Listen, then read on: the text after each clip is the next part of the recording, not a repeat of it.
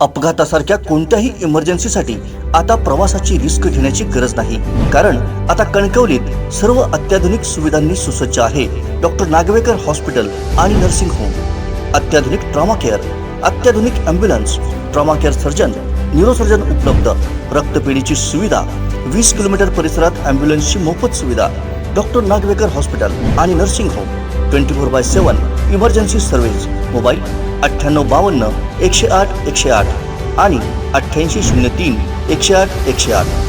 D.Ed डीटीएड स्थानिक उमेदवारांना नोकरीत प्राधान्य द्यावं या मागणीसाठी जिल्हा मुख्यालयात गेल्या 7 दिवसांपासून सुरू झालेल्या आंदोलनाला सामाजिक स्तरातून पाठिंबा मिळतो। या उपोषणावर कायम आहेत। दरम्यान उपोषणकर्त्यांपैकी 5 जणांची तब्येत खालावली असून त्यांच्यावर उपचारासाठी दवाखान्यात दाखल करण्यात आलाय। स्थानिकांना शिक्षक भरतीत 80% प्राधान्य द्यावं, टीटी सारख्या परीक्षांचं ओझं कमी करावं यासह विविध मागण्यांकडे शासनाचं लक्ष वेधण्यासाठी सिंधुदुर्ग जिल्ह्यातील डीएड डीटीएड उमेदवारांनी जिल्हाधिकारी कार्यालयासमोर 27 मार्चपासून बेमुदत उपोषण सुरू केलंय।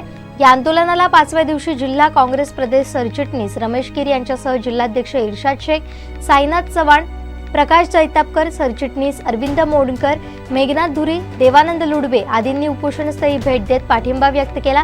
4थ्या दिवशी आमदार वैभव नाईक यांनीही भेट देत पाठिंबा दिला, तर त्यापूर्वी शिवसेना उपजिल्हा प्रमुख बाबूराव धुरी यांनीही पाठिंबा दिला। आनंद शिरवलकर यांनी पिण्याच्या पाण्यासाठी सहकार्य केलं, तर जिल्हा परिषद माजी समाज कल्याण सभापती अंकुश जाधव यांनीही भेट देत पाठिंबा दिला।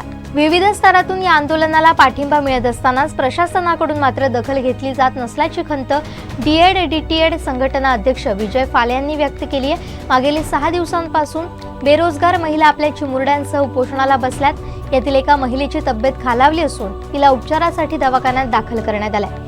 शासनाकडून ठोस आश्वासन मिळाल्याशिवाय आंदोलन मागे घेणार नसल्याचा निर्धार आंदोलनकर्त्यांनी व्यक्त करत आंदोलन कायम ठेवलंय। आज आम्हाला माजी सैनिक, व्यापारी, किसान तसेच शेतकरी संघटनांनी पाठिंबा दिलेला आहे, परंतु गावागावांमधून जे लोकप्रतिनिधी निवडून येतात त्यांचा आम्हाला पाठिंबा मिळायला हवा अशी आमची अपेक्षा आहे आणि त्यांनी येथे येऊन आमचे प्रश्न समजून घ्यावेत आणि ते सोडवावेत अशी एक आमची इच्छा आहे।